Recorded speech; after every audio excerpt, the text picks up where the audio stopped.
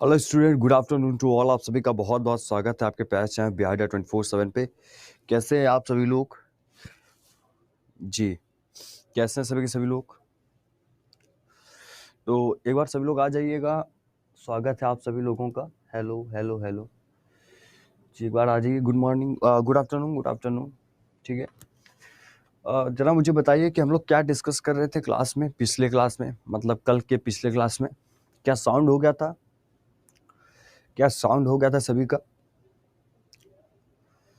Sound हुआ था? क्या अब हम लोगों को मोशंस के बारे में पढ़ना है? मोशन स्टार्ट करना था आज। Okay okay okay. Yashren, Kavita, okay, Ruby, Irish, Nazar, Tauheer, ठीक है। चलिए, ठीक है, चलिए आइए स्टार्ट करते हैं। तो चैप्टर का नाम है force and law of motions. क्या है? Force and law of motion. लिखिएगा, force and law of motion. Force and law of motion, ठीक है। मतलब बल एवं बल और गति का नियम। बल और गति का नियम, ठीक है। क्या होता है बल और गति का नियम, इसको समझते हैं। आवाज आ रही ना? ठीक है जी। सोनी, हाँ हो गया, कंप्लीट है वो। चलिए आइए, तो चलिए देखते हैं यहाँ पर, ठीक है, क्या होता है। तो हमें ये पता होना चाहिए कि फोर्स क्या होता है। तो सबसे पहले हम हेडिंग डालेंगे फोर्स। हमें सबसे पहले पता होना चाहिए फोर्स क्या होता है, यानी कि बल क्या होता है। तो हम सबसे पहले लिखेंगे बल क्या है, ठीक है। फोर्स जो होता है, बल जो होता है, पुश और पुल ऑब्जेक्ट इज कॉल्ड फोर्स। जब किसी वस्तु को धकेला या खींचा जाता है तो वो कहलाता है, आपका फोर्स कहलाता है।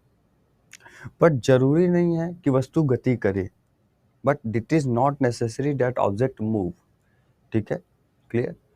समझ रहे हैं? तो अब क्या लिखेंगे? Push or pull, push or pull any object. जब किसी वस्तु को आप खींचते हैं, ढकेलते हैं, ठीक है, it is called, it called force, it called force, ठीक है। But it is not necessary, but it is not necessary कि that object will be move, ठीक है। that object move मतलब कोई ज़रूरी नहीं है कि वो वस्तु वहाँ से हिले ही, ठीक है। मतलब ढकेलना, ढकेलना या खींचना, ढकेलना या क्या करना, खींचना, बल कहलाता है। क्या कहलाता है? बल कहलाता है, ठीक है, बल कहलाता है। बट लेकिन ज़रूरी नहीं है, ज़रूरी नहीं है, ज़रूरी नहीं है वस्तु गति करे, वस्तु गति करे, ठीक है। लिखिए सभी लोग, ठीक है, लिखिए सभी लोग।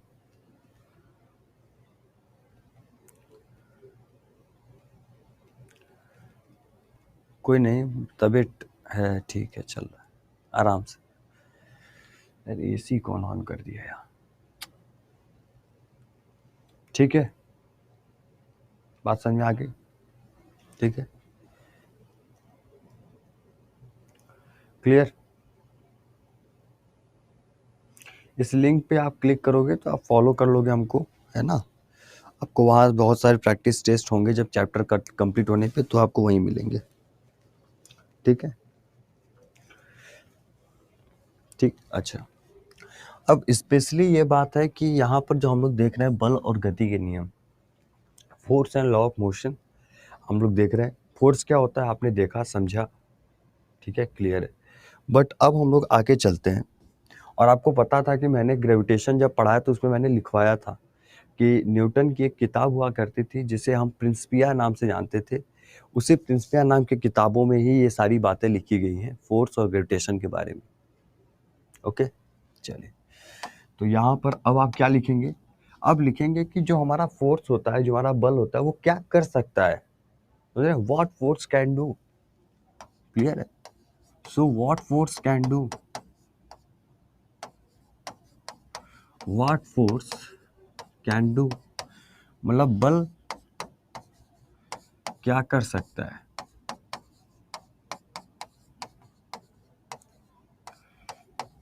क्या कर सकता है।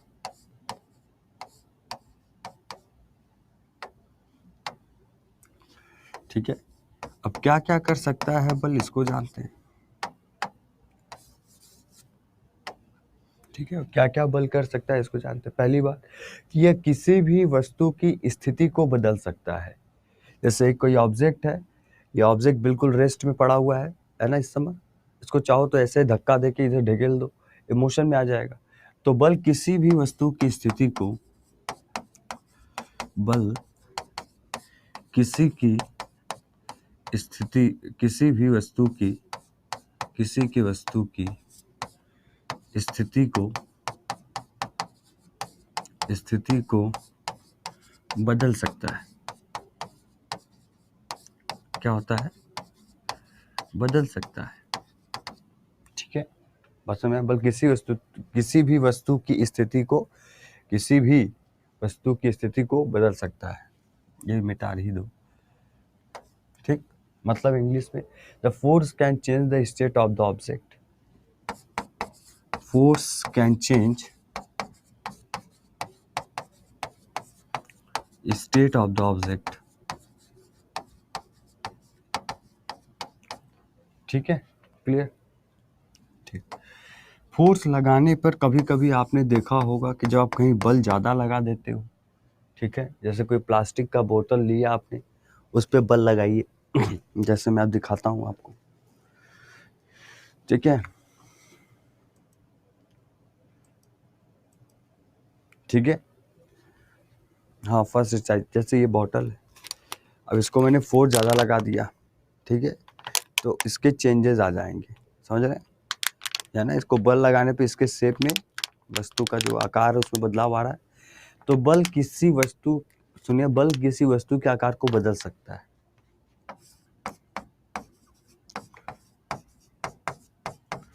बल किसी वस्तु के आकार को,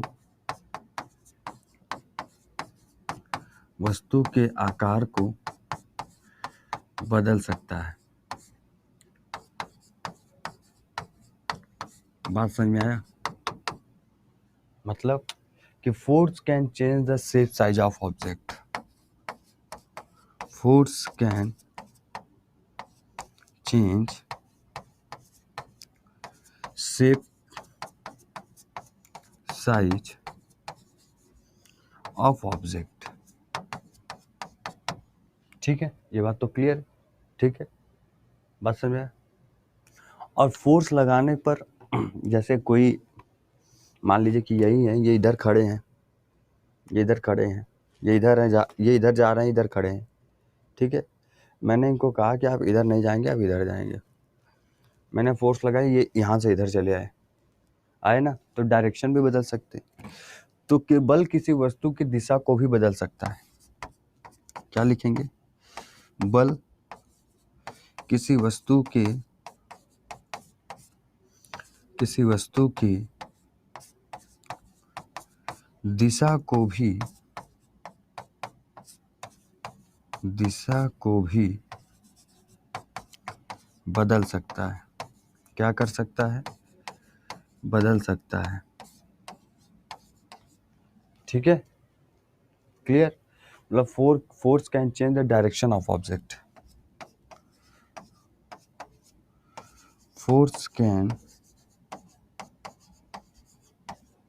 चेंज द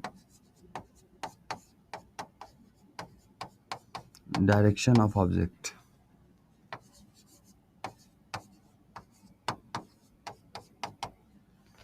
ठीक है, लिख लीजिए जरा सा।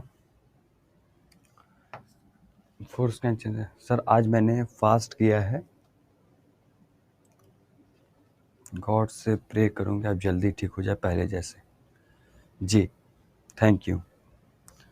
चलिए, आज महाशिवरात्रि है क्या, जरा मुझे बताइएगा आप लोग, आज महाशिवरात्रि है क्या?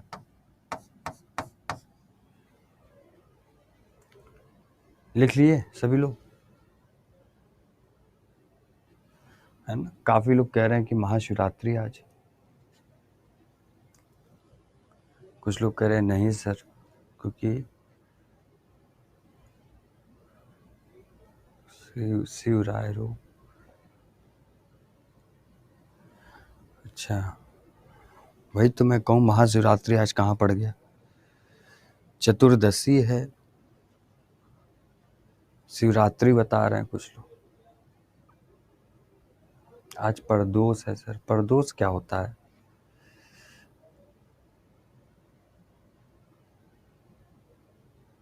आज कुछ लोग तो बता रहे हैं, वैसे तो शिवरात्रि 8 मार्च को है जहाँ तक हमें पता है ना? चलिए, तिरुस्ती है सर, महाशिवरात्रि। अच्छा अच्छा अच्छा अच्छा, प्रदोष, चलो ठीक।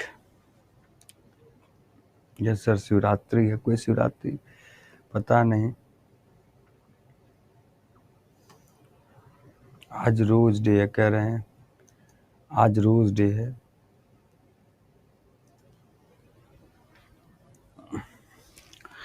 जितना मज़ा आ रहा है ना, जितना मज़ा आता है ये कहने में कि रोज डे है, रोज जाके दे देते हैं, कितना अच्छा लगता है ना, मज़ा आता है ये सब करने में, प्यार मोहब्बत बहुत अच्छा लगता होगा, नया नया बहुत सब।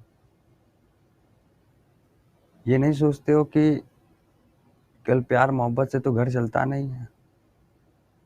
जब महंगा कार आप ही के घर के सामने कोई ऑडी लेके नहीं गुजरेगा, आप ही घर के सामने फॉर्च्यूनर गुजरेगी और आपकी औकात नहीं होगी कि उस फॉर्च्यूनर को जो है जाके खरीद सके एक का एक पैसा देकर, तब शर्म तो आएगी नहीं है? आप ही के घर के सामने कोई जो है कहेगा कि जाओ 10 लाख का जो है ये भैया को दे दो, और आपके पास 10 लाख छोड़ो, आपके जेब में 10 रुपया नहीं है कि दूध का पैकेट लाकर अपने बच्चे को पिला सके। ये सब जितना आशिकीबाजी होती है ठीक होती है, पर रियलिटी सच्चाइयाँ ये कहती है पहले अपनी हैसियत बना लो, फिर जब मन करे तब प्यार करो, जहाँ करना हो जिससे करना हो करो, ठीक है? पहले अपनी हैसियत बनाओ, सभी को कह रहा हूँ, ठीक है? और जिनको भैया बर्बाद होना हो, जिनको है कि नहीं हम संभाल लेंगे, हाँ ठीक है, good, very good, all the best for your future, भविष्य में आप जीवन में अच्छा रहें, सुख रहें। चलिए खैर, इधर आइए, बहुत हुआ, फोर्स की बात करते हैं, बल की बात करते हैं, ठीक है? अब जब फोर्स की बात करते हैं हम लोग, तो यहाँ पर हमें एक चीज़ जानने को मिलता है कि फोर्स क्या होता है, मास इनटू एक्सीलरेशन होता है। Force is equal to mass into acceleration.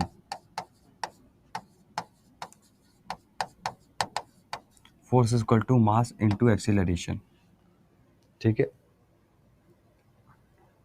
ठीक है, बात समझ आया? मास का मतलब क्या होता है, द्रव्यमान होता है, ठीक है? और एक्सीलरेशन का मतलब त्वरण होता है। तो बल किसे कहते हैं, द्रव्यमान गुणनफल त्वरण को कहा जाता है, ठीक है? क्लियर, क्लियर है, ठीक? उसी के साथ एसआई न्यूटन की अगर बात करें, एसआई की बात करें, एसआई यूनिट की, तो एसआई यूनिट इसका क्या होता है, न्यूटन होता है। क्या होता है, न्यूटन होता है SI मात्रक किसका क्या होता है? न्यूटन होता है। ठीक है, ये भी ठीक। लिखिए जल्दी से।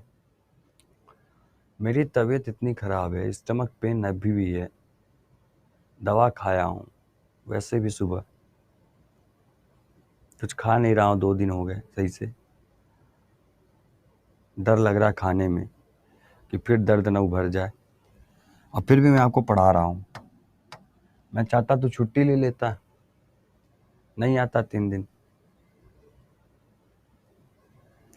एक तो डॉक्टर ऐसी ऐसी बात कह दिया मुझे, पर आप लोग हैं कि क्या कहा जाए। खैर, इधर आइए। ठीक है, क्लियर, बात समझ में आया? ये तो मास इनटू एक्सीलरेशन हो गया, पर एक्सीलरेशन क्या होता है हमने बताया था आपको। जब पढ़ाया था ग्रेविटेशन, तो हमने एक्सीलरेशन को बताया था। क्या होता है एक्सीलरेशन? तो आप ये जरूर बताओगे कि जो एक्सीलरेशन त्वरण होता है वो is equal to v minus u upon t होता है। ठीक है, यही होता है एक्सीलरेशन त्वरण। क्या होता है? जब किसी ऑब्जेक्ट का जो पहला जो वेग होता है, शुरू में प्रारंभिक वेग क्या था और अंतिम वेग क्या रहा, ठीक है, तो वही आपका, ठीक है, वही आपका एक्सीलरेशन त्वरण होता है। क्लियर है ना? तो फिर वही चीज, ठीक है। तो यहाँ पर क्या लिखेंगे? यहाँ पर क्या लिखेंगे? तो u का मतलब क्या होता है? Initial velocity. इनिशियल वेलोसिटी जिसे कहते हैं प्रारंभिक वेग। जब ये चलना शुरू किया तो इसकी कोई ना कोई एक वेलोसिटी रही होगी, उसी को प्रारंभिक वेग बोला जाता है। कोई भी वस्तु जब चलना शुरू किया, ठीक है।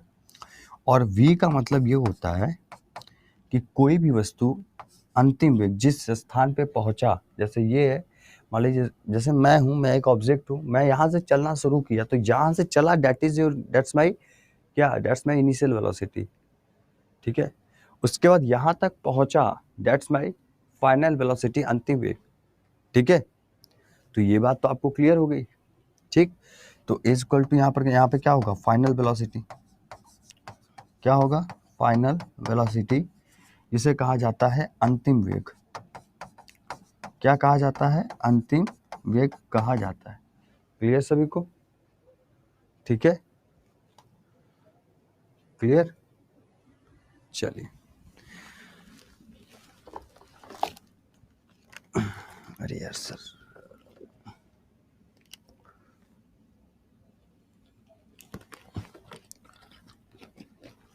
ठीक है।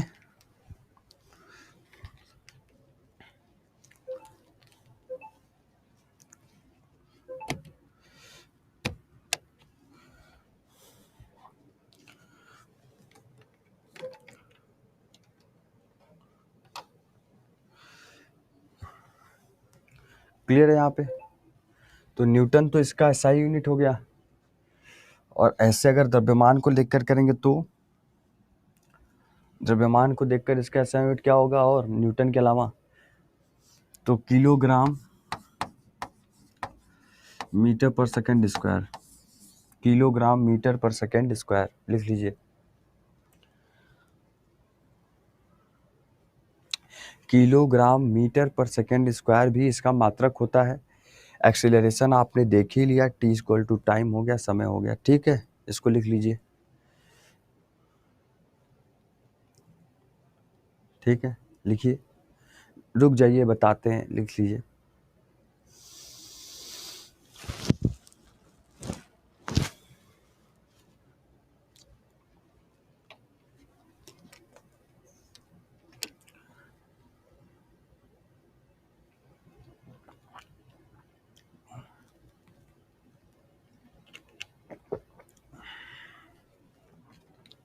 ठीक है, अच्छा, उसके साथ साथ और क्या पूछता है? CGS यूनिट पूछता है। क्या पूछता है? CGS सिस्टम पूछता है, यानी कि इसका CGS यूनिट पूछा जाएगा आपसे।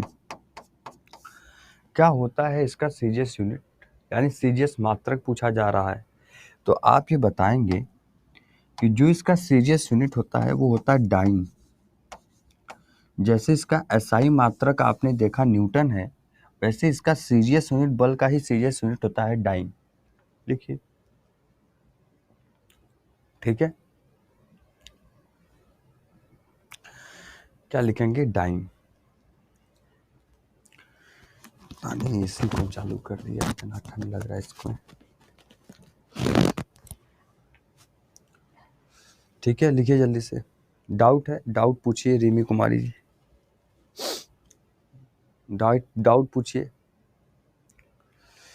ठीक है, और अगर कोई आपसे कहे, आप कॉपी में नीचे लिखिएगा, मैं इधर लिखता हूं कि 1 newton is equal to how much dyne, 1 newton कितने डाइन के बराबर होता है? आप बताएंगे 1 newton 10 to the power 5 dyne के बराबर होता है। बात समझ में आया? 1 न्यूटन आपका 10 टू द पावर 5 डाइन के बराबर होता है। सीजीएस का मतलब क्या होता है? सीजीएस का मतलब होता है, सीजीएस में लिखेंगे, सी का मतलब होता है सेंटी, जी का मतलब होता है ग्राम, एस का मतलब होता है सेकेंड, सेंटीग्राम सेकेंड। ठीक है, क्लियर? एन लिख रहे हैं, हाँ डाइन लिखिए।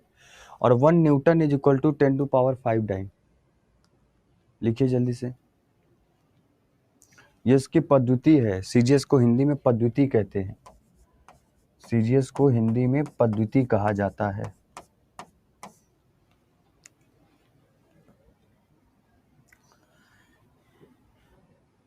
ठीक है, लिख लीजिए।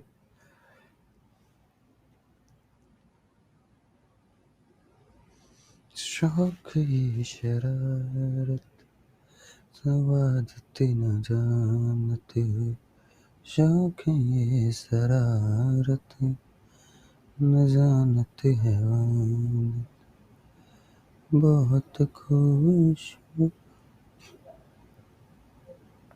सर से पाँव तक दिल झूम। सर सीजीएस के बारे में पूछ रहे थे, क्या पूछ रहे थे बता तो दिया। क्लियर? डाइन डाइन ही होता है सर, यूनिट है वो। अब किलोग्राम को हिंदी में क्या कहोगे बताओ? मीटर को हिंदी में क्या कहोगे? कुछ कहोगे? वैसे ही डाइन है। ठीक,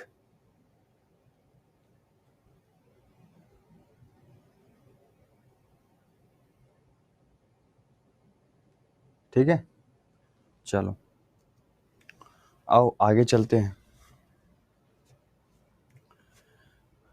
ठीक है, लिखिए टाइप्स ऑफ फोर्स। कितने प्रकार के फोर्स होते हैं? बल के प्रकार, कितने प्रकार के बल होते हैं? ठीक है, टाइप्स ऑफ फोर्स। तो सबसे पहले आप लिखेंगे जिसे कहते हैं कांटेक्ट फोर्स। क्या होता है? जिसे कहते हैं संपर्क बल या स्पर्शी बल, स्पर्शी बल, स्पर्शी बल।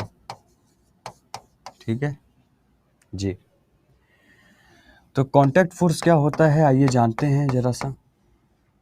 कहता है कि यह बल तब कार्य करता है जब वस्तुएं आपस में संपर्क में होती हैं।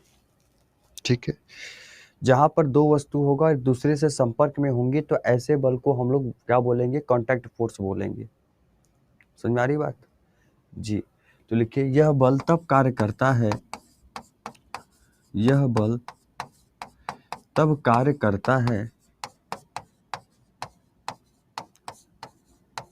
यह बल तब कार्य करता है जब वस्तुएं आपस में संपर्क में होती हैं। जब वस्तुएं आपस में संपर्क में होती हैं, आपस में संपर्क में होती है। क्लियर है? ठीक है, समझ आई बात? ठीक, इंग्लिश में क्या लिखेंगे? व्हेन अ फोर्स,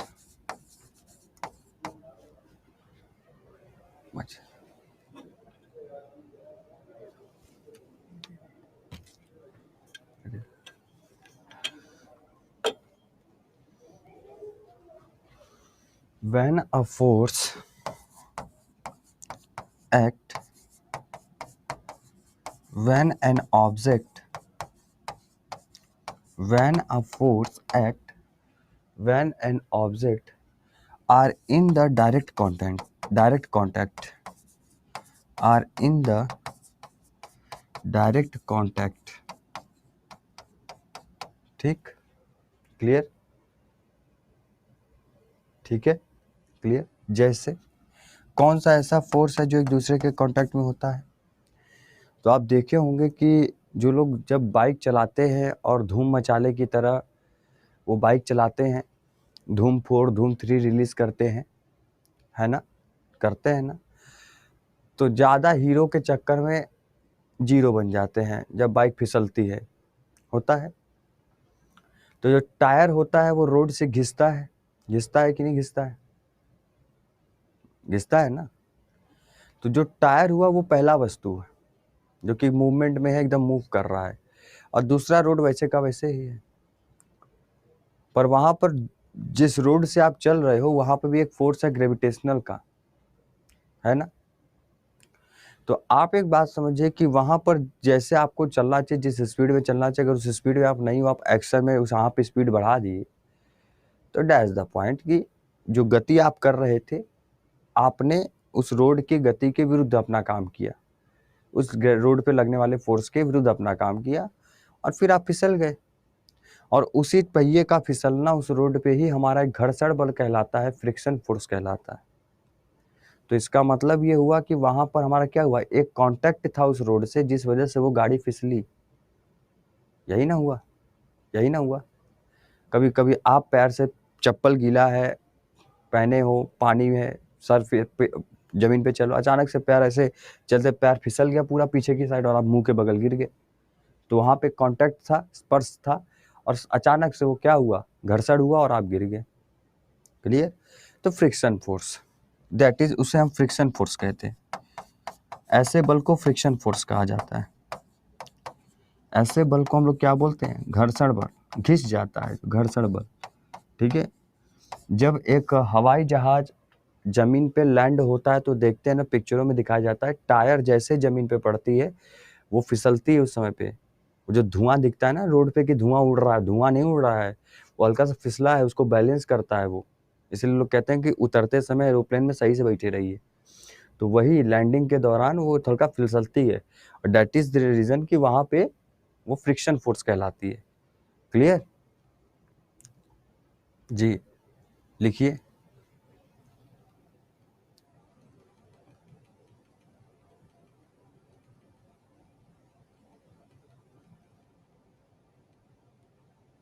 ठीक है, फ्रिक्शन फोर्स। और इसके अलावा भी एक ऐसा बल है जो कांटेक्ट में रखा जाता है जिसे हम टेंशन फोर्स कहते हैं। क्या बोलते हैं, टेंशन फोर्स, सरफेस टेंशन, पृष्ठ तनाव जिसे कहते हैं आप सभी, है ना, वही वाला। तो टेंशन फोर्स भी होता है जिसे हम कांटेक्ट फोर्स के रूप में रखते हैं, जो आपका एक स्पर्शी बल होता है, टेंशन फोर्स। पेपर में आए टेंशन फोर्स तो आप बताएंगे कि वो एक कांटेक्ट फोर्स है। पेपर में आया अगर फ्रिक्शन फोर्स तो आप बताएंगे कि वो एक क्या है, वो एक आपका कांटेक्ट फोर्स है। क्लियर, ठीक है, ठीक, अच्छा। अब फ्रिक्शन फोर्स में कैसे पहचानेंगे कि यह घर्षण बल है या नहीं, तो आपको मैं बता दूं कैसे। तो आप लिखिए फ्रिक्शन फोर्स। तो आप क्या लिखेंगे, फ्रिक्शन फोर्स लिखेंगे, आप घर्षण बल लिखेंगे, ठीक है, घर्षण बल लिखेंगे। और घर्षण बल में जैसे कि आपने देखा गाड़ी का पहिया रोल कर रहा था, घूम रहा था, अचानक से फिसल गया, है ना। तो इस तरीके से कुछ फ्रिक्शन फोर्स आपको देखने को मिलते हैं, जिसमें पहला जो होता है उसे कहते हैं फिसलना, है ना, या तो फिर स्लाइड, ऊपर से ढकेलना, पहाड़ पे बैठे हो ढकेल दिया गया तुम सरकते सरकते गिर गए, है ना, दैट इज स्लाइडिंग फ्रिक्शन, उसे बोलते हैं स्लाइडिंग फ्रिक्शन। क्या बोलते हैं यार, बोर्ड को पता नहीं क्या हुआ है, स्लाइडिंग फ्रिक्शन, ठीक है। क्या होता है स्लाइडिंग फ्रिक्शन, ढकेलना, ठीक है, ढकेलना। और दूसरा क्या होता है, रोलिंग फ्रिक्शन, घूमने वाला, क्या होता है? Rolling friction. जैसे बाइक का पहिया आपको मैंने बताया, जहाज उतरते समय जैसे मैंने बताया, उसे रोलिंग फ्रिक्शन बोलते हैं, मतलब घूमने वाला। ठीक है, बात समझ में आया? घूमने वाला। ठीक है, अब बात ये होती है कि सबसे ज़्यादा फोर्स किस पे होता है फ्रिक्शन के? स्लाइडिंग फ्रिक्शन पर फोर्स ज़्यादा होता है या रोलिंग फ्रिक्शन का फोर्स ज़्यादा होता है? ये भी आपसे पूछा जाता है। तो आप ये बताओगे कि स्लाइडिंग फ्रिक्शन जो होता है, मतलब ढकेलने वाला जो घर्षण बल होता है, या इसकी तुलना में ज़्यादा होता है, रोलिंग फ्रिक्शन की तुलना में ज़्यादा होता है।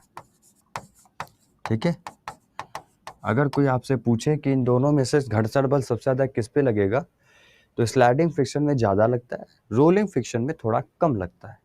ठीक है, नहीं तो हर गाड़ी चलाने वाले की पहिया रोज गिरता ही रहे। समझ गए बात को? क्लियर? लिखिए।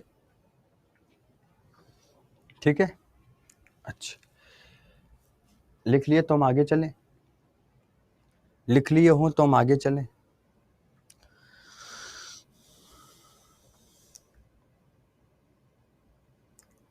लिख लिए? अच्छा, ओके फाइन। नेक्स्ट आते हैं। नेक्स्ट क्या है सर? एक्चुअली आपका चार्जर मैंने लिया लगा है।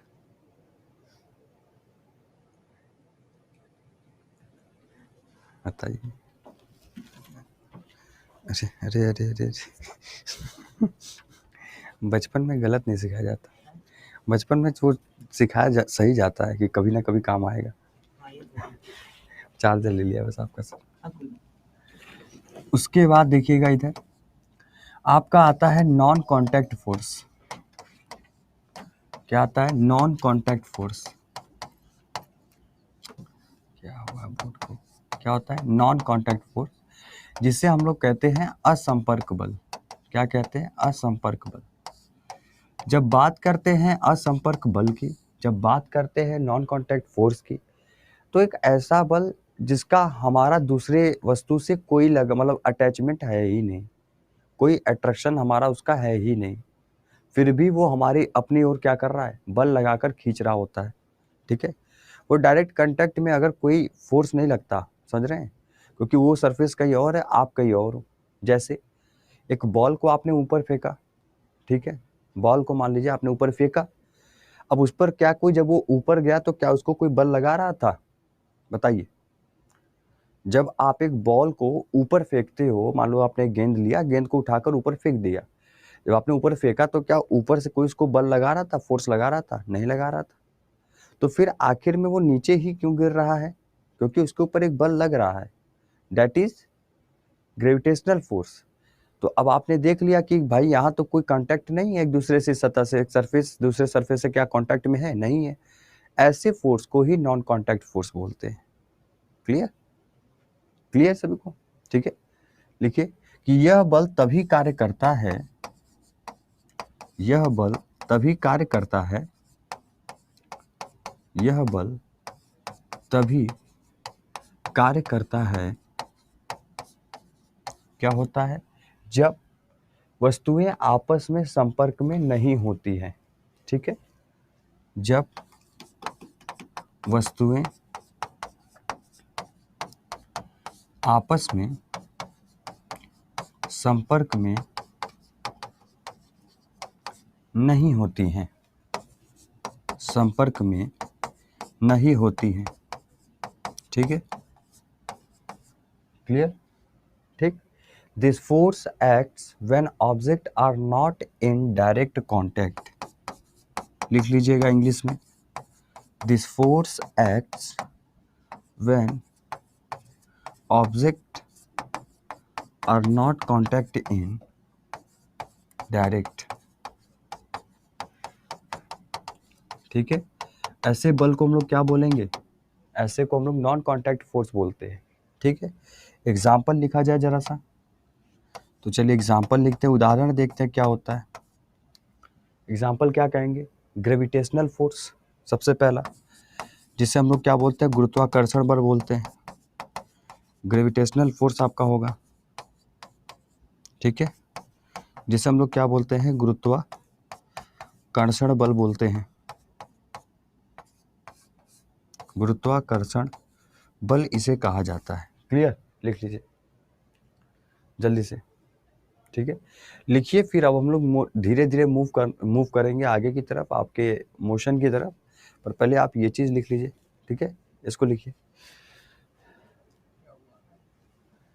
नहीं सर, आज तो तबीयत खराब है, मतलब स्टमक पेन हुआ है, आज स्टमक पेन हुआ है अपना। हाँ बताइए।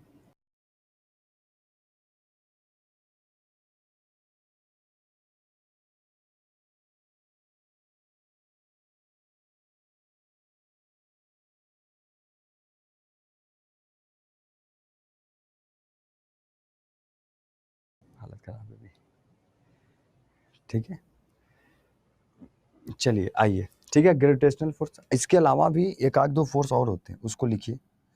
जैसे आपका आता है मैग्नेटिक फोर्स, है ना, कोई आपसे कहेगा चुंबकीय बल, तो चुंबकीय बल भी आप याद रखेंगे, मैग्नेटिक फोर्स भी आप याद रखेंगे।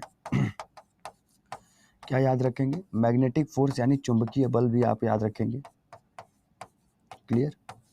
तो आपका चुंबकीय बल जो होता है वो भी आपका कैसा होता है? आपका नॉन कांटेक्ट फोर्स होता है। चलिए लिखिए सभी लोग। कोई बात नहीं, आप लेट हो गए, कोई बात नहीं, आप बाद में वीडियो को पीछे करके देख लीजिएगा, रिकॉर्डेड है, ठीक है। चलिए आगे चला जाए। जी आप लिख लीजिए, हम आगे चलते हैं, ठीक है।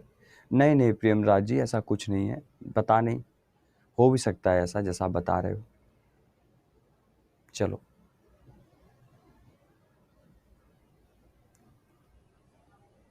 डन। चलिए फिर आगे चलते हैं।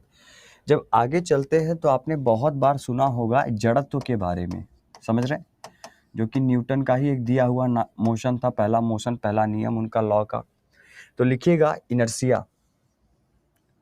क्या होता है इनर्शिया, क्या होता है जड़त्व, क्या होता है इनर्शिया, क्या होता है जड़त्व, आइए जानते हैं इसको भी अच्छे से, ठीक है। अब बात इनर्शिया की करेंगे तो न्यूटन साहब ने एक बात बहुत अच्छे से पहले भी बोली थी। उनका जो पहला मतलब नियम था मोशन का, गति का, तो उन्होंने कहा था इसको हम लोग लॉ ऑफ इनर्शिया भी कह सकते हैं, कहा था इन्होंने, है ना। तो क्या हम ये नहीं कह सकते कि प्रत्येक वस्तु का जो वो एक आंतरिक गुण है, जो कि जो बल लगता है वो उसका विरोध करती है, वही आपका इनर्शिया होता है, समझ रहे हैं। मतलब कि आप ये समझिए कि जैसे आप बाई चांस आप इस समय चल रहे हो रोड पे, ठीक है, अब चल रहे हो रोड पे, और रोड पे जो आपको फोर्स, आप भाई पैर से जब आप चलते हो तो वहाँ पे आप फोर्स लगा के तो आगे बढ़ते हो। अब बाई चांस के आप कुछ ज़्यादा फोर्स लगा के आगे बढ़ रहे हो, और रोड वाला जो फोर्स है आपका ग्रेविटेशनल, वो चाहता है कि आप इस तरीके से मत चलो, तो आपने उसका विरोध किया, तो वहाँ पे आप मुंह के बगल गिरोगे। वही वाला फोर्स आपका इनर्शिया कहलाता है वहाँ पर, ठीक है। तो क्या लिखेंगे कि जड़त्व जो होता है प्रत्येक वस्तु, जड़त्व जो होता है वो प्रत्येक वस्तु, प्रत्येक वस्तु यानी एवरी ऑब्जेक्ट की बात करें, प्रत्येक वस्तु का वह आंतरिक गुण है, का वह आंतरिक गुण है, ठीक है, आंतरिक गुण है। क्लियर? का वह आंतरिक गुण है, ठीक है। उसके बाद क्या लिखेंगे कि जड़त्व प्रत्येक वस्तु का वह आंतरिक गुण है जो लगने वाले बल का विरोध करती है, जो बल आपके ऊपर लग रहा है उसका विरोध करती है, जो लगने वाले बल का विरोध करती है, बल का विरोध करती है, ठीक है, विरोध करती है। इसी को इंग्लिश में आप लिखेंगे, क्या लिखेंगे कि inertia is a property of every object, inertia is a property of every object,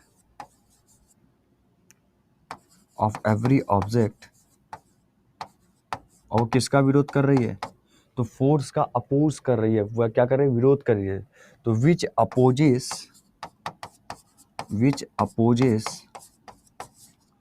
forces applied for, which opposes the forces applied for। ठीक है, क्लियर, ये बात आ गई समझ में? ठीक है, क्लियर है? जल्दी से लिखिए इसको। ठीक, हाँ, पर एक चीज और जाननी पड़ेगी कि आखिर में यहाँ पर सर आपने बताया कि इनर्शिया जो है, जड़त्व जो है, ये बल का विरोध कर रही है, ये फोर्स का अपोज कर रही होती है। तो क्या हम ये नहीं कह सकते कि ये डिपेंड किस पे करती है फिर? तो आप लिखेंगे दूसरा पॉइंट उसी में, जड़त्व डिपेंड किस पे करती है। क्या लिखेंगे कि जड़त्व जो है निर्भर किस पर होती है? ठीक है, निर्भर, जड़त्व जो है निर्भर होती है। क्या होती है? निर्भर होती है, यानी inertia depends upon, inertia depends on. ठीक है, किस पे डिपेंड्स है भाई? तो आप बोलेंगे कि जो वस्तु का द्रव्यमान होता है, जो मास होता है, ये उस पे डिपेंड करती है। किस पे डिपेंड करती है? एक वस्तु के मास पे यानी द्रव्यमान पे डिपेंड करती है। क्लियर? इस बात को लिखिएगा सभी लोग। चलिए, बात समझ आया? अगर कोई आपसे पूछेगा, और इस चीज़ को बड़े इंपॉर्टेंट के तौर पे लीजिएगा, ये पॉइंट बहुत बार पूछा भी गया कि इनर्शिया किस पे डिपेंड करती है, तो इनर्शिया आपका मास पे डिपेंड करती है, उस ऑब्जेक्ट के, उसके द्रव्यमान पे डिपेंड करती है, और वो हमेशा उस बल का विरोध करती है, हमेशा, always opposes the force then applied, जो बल लगाया जाता है उसका विरोध करती है। ठीक है, जैसे मान लीजिए कि आप, मैं बताता हूँ, जैसे आप ये बात कैसे समझेंगे, जैसे आप मान लीजिए कि बस में बैठे हुए हैं। ठीक है, अब बस में जब आप बैठे हैं तो आपका मन है कि आप शांति से चुप मारकर आप बैठे रहें, आपका बॉडी मूव ना करे। ठीक, पर अचानक से जब बस स्टार्ट होती है तो आपका बॉडी सीधा आगे की तरफ आ जाता है। आता है कि नहीं आता है? आता है ना? तो अब आप ये समझिए कि जब बस स्टार्ट हुई और आपका बॉडी आगे की तरफ आए, इसका मतलब था कि आप रेस्ट में रहना चाह रहे थे, आप शांति से बिल्कुल विराम अवस्था में रहना चाह रहे थे, और अचानक से उसने आपके अंदर गति पैदा कर दी और आपने उसका विरोध किया, यही ना? फिर आपको गुस्सा भी आता उस समय पे, ये भी एक सीक्वेंस है। यही होता है इनर्शिया का काम, उसी को इनर्शिया बोलते हैं। जो फोर्स का क्या करे? विरोध करे, बल का विरोध करे। जैसे आप अभी चल रहे हो और कोई आकर आगे से आपको रोक दे, हाथ लगाकर कि रुक जाओ, और पीछे से भी रोक दे, आपको बढ़ने ना दे आगे पीछे, तो गुस्सा तो आपको आएगा, क्योंकि आपका मन है चलने का, आपका मन कर रहा है कि आप आगे बढ़ो, ठीक है, गति करो, पर उस गति को रोका जा रहा है, विराम की अवस्था में डाला जा रहा है, तो इसका मतलब आप विरोध कर रहे हो। फिर सामने वाला आपके मूवमेंट का क्या कर रहा है? विरोध कर रहा है, force. But that is the inertia यार, दैट इज जड़त्व। ठीक है, इसीलिए इस आधार पर इसको 3 भागों में बांटा गया। इनर्शिया ऑफ मोशन, जब आप गति करते हो, जब आप विराम अवस्था में रहते हो, जब या फिर आपको इस दिशा में जाना होता है, कोई ऐसे धक्का देके आपको इस दिशा में भेज देता है। दैट, समझ में आई बात? क्लियर? तो इसीलिए इनर्शिया को 3 भागों में बांटा गया है। कौन कौन से? पहला भाग लिखिएगा, दूसरा भाग लिखिएगा, तीसरा भाग लिखिएगा। क्या लिखेंगे?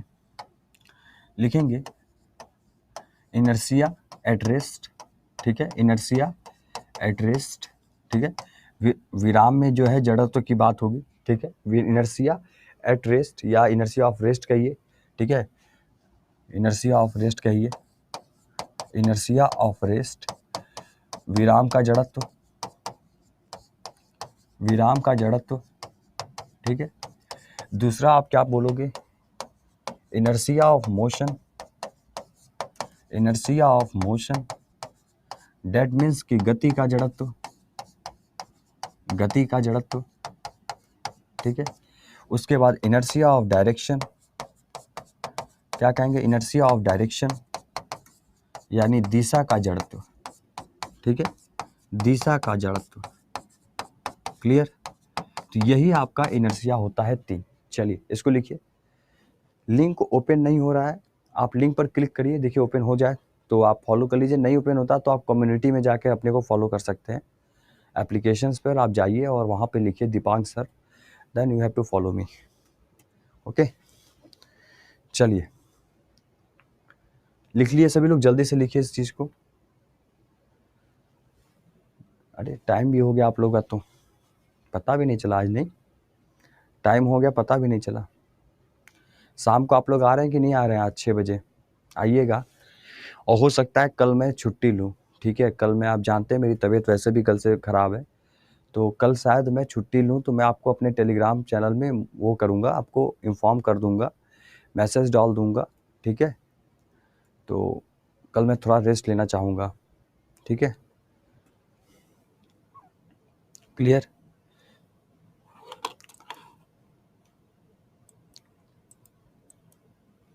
ठीक है।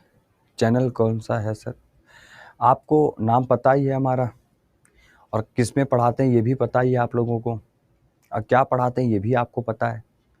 तो आप एक बार सर्च करेंगे तो आई थिंक कि आपको मैं कहीं ना कहीं तो मिल ही जाऊंगा, ठीक है? क्लियर सभी को?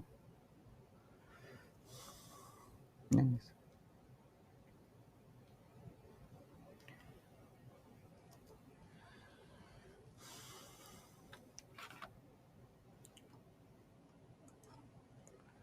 हाँ, शाम 6 बजे आज आपकी क्लास होगी, मैं लूँगा, ठीक है? आज शाम 6 बजे बिहार अड्डा 24/7 यूट्यूब चैनल है, तो आप मिल, कम्युनिटी पे मैं नहीं दिख रहा हूँ, ठीक है? मैं देखता हूँ, एक बार उसको करवाता हूँ, ठीक है? आपका PDF आपको दे दूँ, दीपांक सर अड्डा 24/7, ठीक? चलिए, तो आपको दे देता हूँ पहले।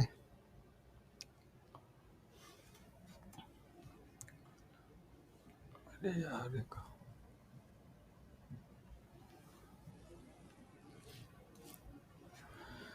PDF आप लोगों को दे देता हूँ, ठीक है? PDF आप लोग ले लीजिए। कुछ पूछना चाहते हैं तो पूछ सकते हैं मुझसे। बिहार SSC में कम से कम 25 क्वेश्चन आएंगे 100 नंबर के, साइंस के, ठीक है?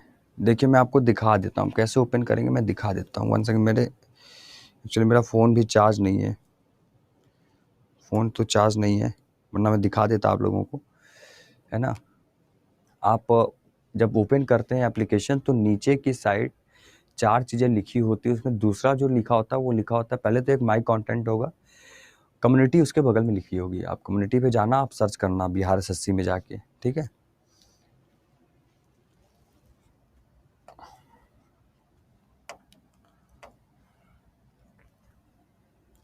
तो फिर आपको मैं मिल जाऊंगा, ठीक है?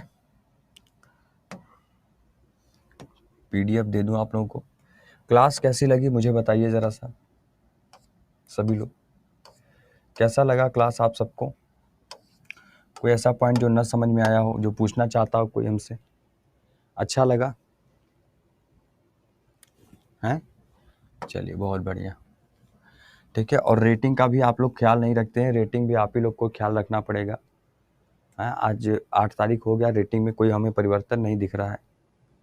5 स्टार नहीं होता है, 15 स्टार होता है, 15 स्टार। यासरीन, आप हमसे बात करना चाहती हैं, क्या कहना है बताए, क्या बोलना है आपको? बोलिए, कमेंट में ही बोलिए, आपका बात मैं वहाँ से भी सुन सकता हूँ, बोलें।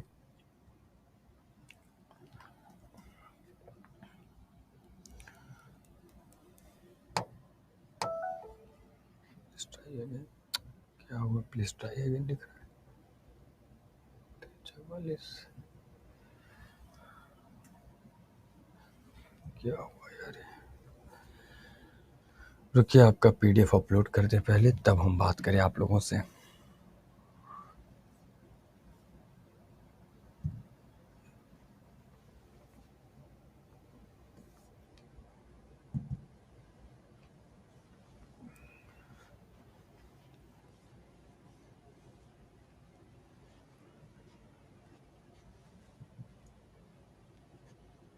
File uploaded successfully, please try again, ये लिख रहा है।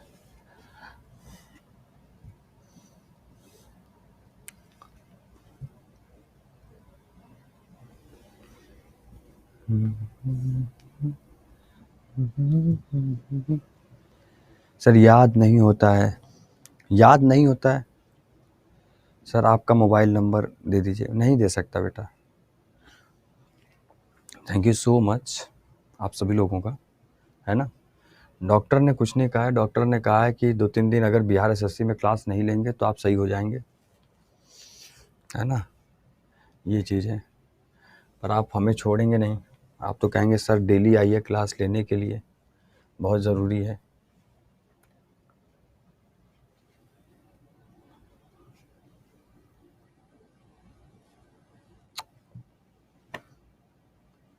चलिए ठीक है, thank you so much to all. मैं आपका ये भी अपलोड कर देता हूँ पीडीएफ, ठीक है। चलिए, थैंक यू सो मच। मुलाकात शाम को होती है हमारी आपकी Bihar.24/7 पे, सभी लोग आइएगा और बहुत लोग को लेकर भी आइएगा, ठीक है। चलिए, thank you, take care, bye bye.